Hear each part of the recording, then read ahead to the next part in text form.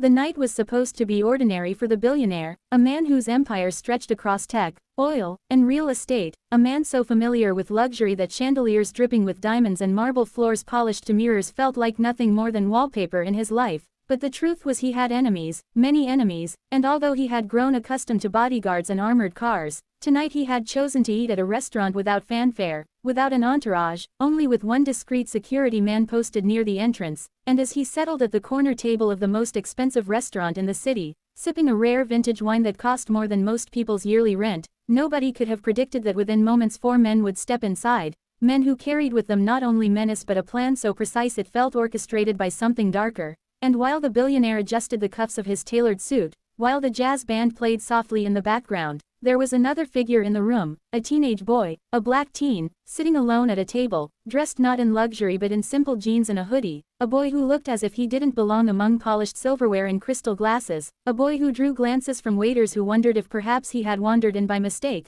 and yet this boy, silent, observant, carried an aura that no one noticed until it was too late, until the very moment the restaurant's double doors burst open and the 4 attackers stormed in, their eyes locked on the billionaire with a hunger that was more than greed, more than vengeance, it was personal, and the room froze, forks clattered against plates, whispers turned into gasps, and the billionaire's security guard reached instinctively for his holster but found himself outnumbered, his movements restrained as the 4 men closed in, and in that instant the billionaire himself felt something he had not felt in years, raw, unfiltered fear.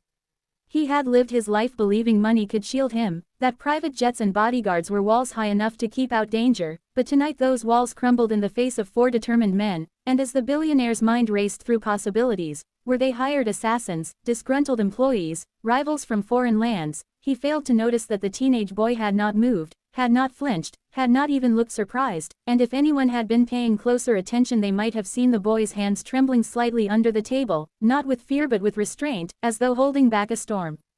The attackers cornered the billionaire, voices low and sharp, threatening, the kind of tone that promises blood no matter the outcome, and still the band stopped playing, the waiters froze mid-step, the diners held their breath, and in that suspended silence the boy finally lifted his gaze, his dark eyes locking not on the billionaire, not on the 4 men, but on the reflection in the polished wine glass before him, as if seeing layers that no one else could see, and that was when something impossible began to unravel, because the boy was not who he seemed, not just a teen in a hoodie, not just a face that drew suspicion in a wealthy room, but something else entirely, something that would rewrite the fate of every person in that restaurant. The billionaire, sweating now, tried to bargain, tried to offer money, but the men laughed, bitter laughter, mocking him with words like, "Your money can't save you this time," and as one of them raised a blade, gleaming under the chandelier's light, the billionaire's heart pounded with the realization that death had finally reached him in a place where he thought he was untouchable, and it was then, in the second before the blade descended, that the black teen stood up, slow, deliberate, commanding an attention that made the entire room turn toward him as if magnetized, and what happened next was the first of many shocks that night, shocks that would tear open hidden truths, long-buried betrayals, and the reason why those men had attacked had less to do with the billionaire himself and more to do with who the black teen really was, because when he spoke, his voice carried authority far beyond his years, a voice that silenced not just the attackers but the billionaire himself, and the words he spoke, though simple, would change the night forever. "You don't know who I am, but you should." The men froze, their blades halted, the billionaire blinked in disbelief, the diners, eyes widened, and the boy, calm and unshaken, walked closer, each step deliberate, and though the billionaire tried to speak, tried to ask, his throat went dry because somewhere deep inside recognition flickered, a memory of a mistake made long ago, a sin buried under layers of wealth and power, a secret the billionaire thought was lost forever, but now stood in front of him, breathing, alive, and ready to change everything. The restaurant had fallen into a silence so heavy it felt like the chandeliers themselves had stopped humming, and yet within that silence every heart pounded, every breath seemed amplified, every eye fixated on the black teen who now stood between death and the billionaire. And while the 4 attackers had come with purpose and menace, something in the teen's voice made them hesitate, made their grip on their blades falter, as if suddenly they were confronted not by a boy but by a force far greater than themselves, and the billionaire, still clutching the edge of the table as though it might anchor him from drowning in panic, whispered the boy's face into memory, searching, trying to place why this figure in a hoodie looked at him with such calculated calm, until a terrible possibility dawned upon him, a possibility he dared not speak because it would mean his carefully hidden sins were standing alive in front of him, staring him down, demanding recognition, but the boy offered no comfort, no clue, only an intensity that stripped the billionaire billionaire of his illusions of safety, and the attackers, frustrated, demanded the teen step aside, growling that this was not his business, but the boy smiled faintly, a smile not of innocence but of knowledge, and said, "It has always been my business," and those words chilled the billionaire to his marrow, because they echoed a phrase he himself had once used long ago in another country, another life, when deals were struck in back rooms and lives were destroyed like scraps on a chessboard. The attackers, confused now, glanced between the billionaire and the boy, suspicion rising that perhaps they had walked into a story far deeper than they understood, yet their rage kept them pushing forward, threatening, demanding, until the boy raised his hand slowly, not in fear but in command, and in that moment a strange shift rippled through the room as if the very air bent to his presence, and suddenly the billionaire's bodyguard, who had been frozen in helplessness, found his movements returned, but not under his own control, for he too looked to the boy as though awaiting orders, and when the boy finally spoke again, he did not speak to the men with knives but directly to the billionaire. "Tell them the truth, or I will." The billionaire's face drained of color, his lips trembling with denial, but deep inside he knew there was no escape, because the truth the boy demanded was the truth he had buried decades ago, a truth about a woman, a mistake, and a child left in the shadows of his empire, a child who had grown not under the shield of wealth but in the streets, watching the world tear itself apart, a child who had learned survival not from privilege but from fire, and the realization struck the billionaire like lightning, this boy was his son.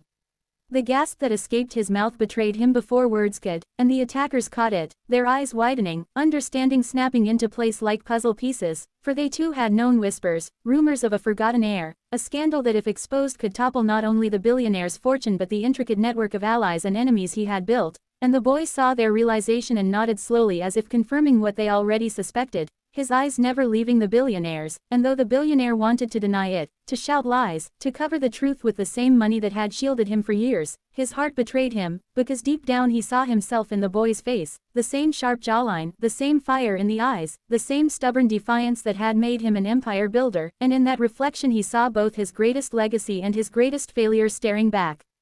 The four attackers, fueled now with a new kind of anger, turned their fury on the billionaire with renewed intensity, mocking him for abandoning his own blood, sneering that his wealth was built not only on exploitation but on betrayal of his own family, and the diners, though silent, leaned forward with horrified fascination, unable to believe the scandal unfolding before their eyes, and yet the boy's voice cut through again, calm, deliberate, laced with a power that felt both righteous and dangerous, as he told the attackers that they too had been deceived, that the billionaire's sins extended far beyond fatherhood, that their very lives had been shaped by his empire in ways they did not yet comprehend, and the men faltered, suspicion clouding their rage, demanding explanations, and so the boy began to unravel the tale, each word a dagger aimed not at flesh but at the billionaire's carefully crafted image. He spoke of the billionaire's ventures overseas, of villages stripped of resources, of workers paid in scraps while their children starved, of promises broken and communities left in ruin, and as the boy spoke, the men realized that their personal vendettas, lost fathers, ruined families, destroyed homes, were not isolated accidents but threads of the same web spun by the man now cowering at the corner table, and their rage deepened, no longer for vengeance alone but for justice against a tyrant disguised as a businessman.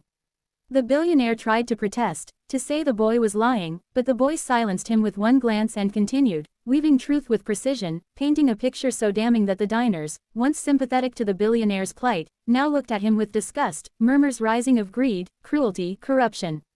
The billionaire's power, so absolute outside these walls, crumbled inside this restaurant, and he felt the weight of exposure pressing down, but still he thought of escape, of spinning this story later as fabrication, of silencing the boy before he could spread it further, but what he failed to realize was that the boy had already ensured this night was bigger than the restaurant, bigger than the men who threatened him, because hidden cameras planted by unknown hands were already streaming the scene to corners of the world hungry for the fall of giants, and by the time the billionaire noticed the faint glimmer of a red light on the wall, it was too late, the truth was already leaving the room in waves.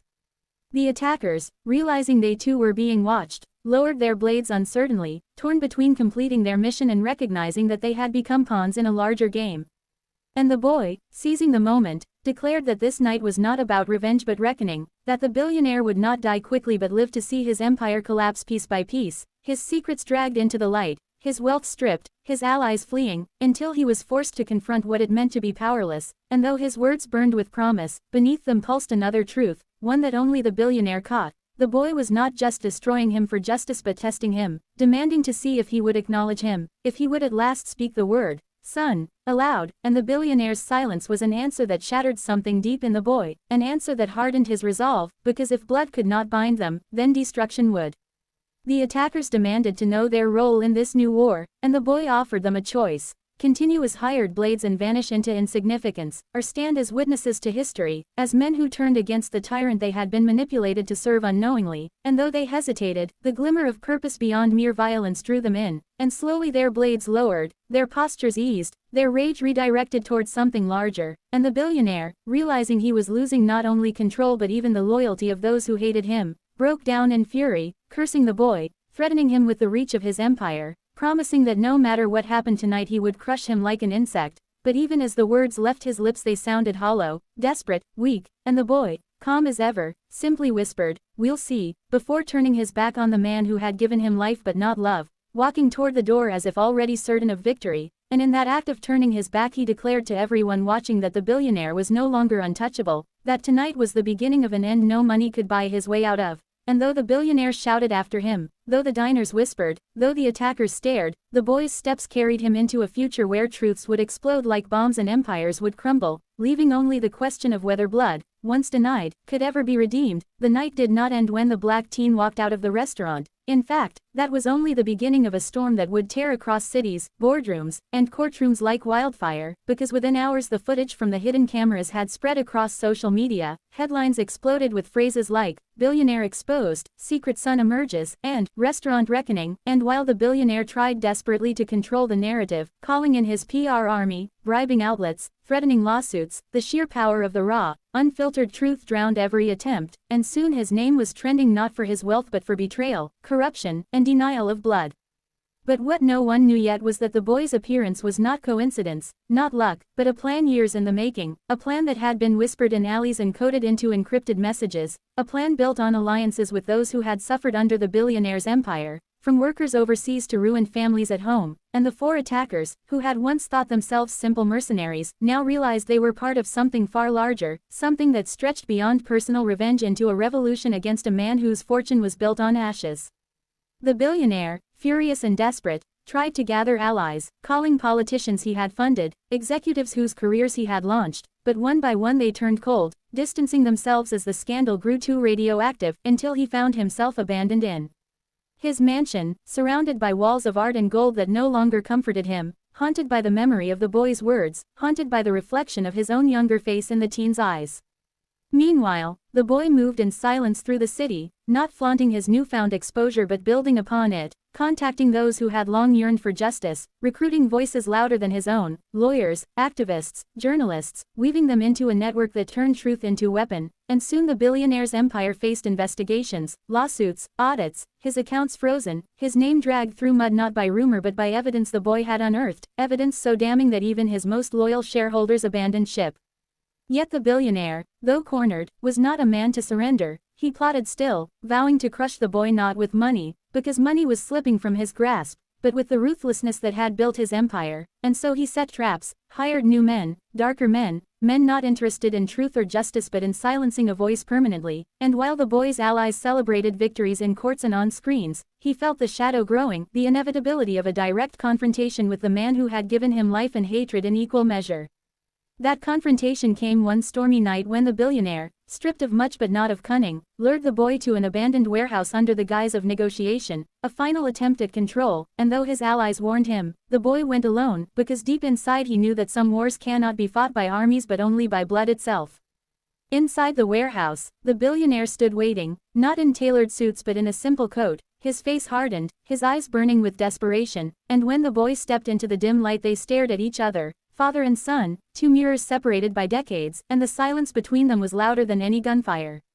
The billionaire spoke first, his voice stripped of charm, raw and cracking, demanding to know why the boy hated him, why he wanted to destroy him. And the boy answered not with rage but with cold truth, that he did not seek destruction for hate but for justice, for every life broken by the billionaire's greed, for every child who went hungry while the billionaire's wine flowed, but most of all for the simple truth that the man had denied him a name, a recognition, a father, replacing blood with indifference, and for that he deserved not forgiveness but reckoning.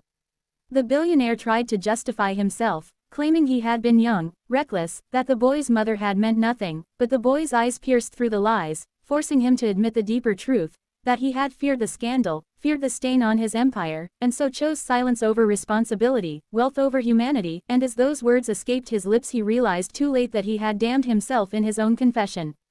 But still the billionaire was not finished, and in his desperation he revealed his last card, that he had known all along of the boy's rise, that he had allowed it, even encouraged whispers of truth to surface, because he wanted to see if the boy was strong enough to be his heir, that this entire collapse had been, in his twisted logic, a test, a grooming for succession, and now he offered him the empire itself, not as an enemy but as a son, promising him power greater than any revolution could deliver, promising him control of billions, of influence, of legacy.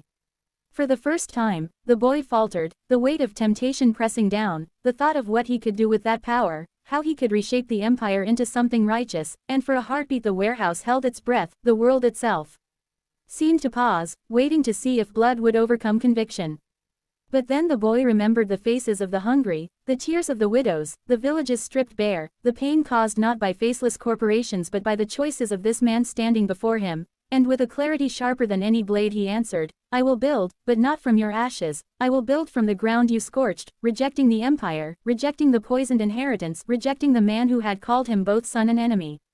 The billionaire's face twisted with rage and heartbreak all at once, unable to comprehend rejection from the only blood he had left, and in a final act of desperation he lunged, but the boy, calm, prepared, and stronger than fear, stepped aside, letting the man's own momentum carry him crashing into the shadows of the warehouse, where his own hired men, confused and fearful, hesitated to act, realizing the man they served had become his own undoing.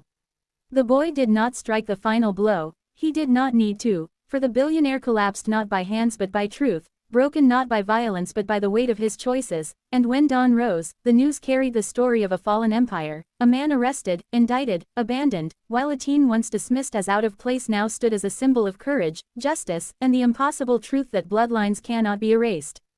Yet the boy, though hailed as a hero, carried a silent wound, for victory could not erase the absence of a father's love, could not mend the years lost, but it gave him purpose, a mission to ensure no other child would grow invisible in the shadow of giants. And so while the world celebrated the fall of a billionaire, the boy looked forward, not back, determined to carve a future where wealth was not a weapon but a tool, where power did not corrupt but uplifted, where truth itself became the greatest inheritance, and though the night at the restaurant had begun with fear, it ended with revelation, leaving all who had witnessed it forever changed, for they had seen not only the collapse of a man but the rise of a truth that no one, not even the richest, could silence.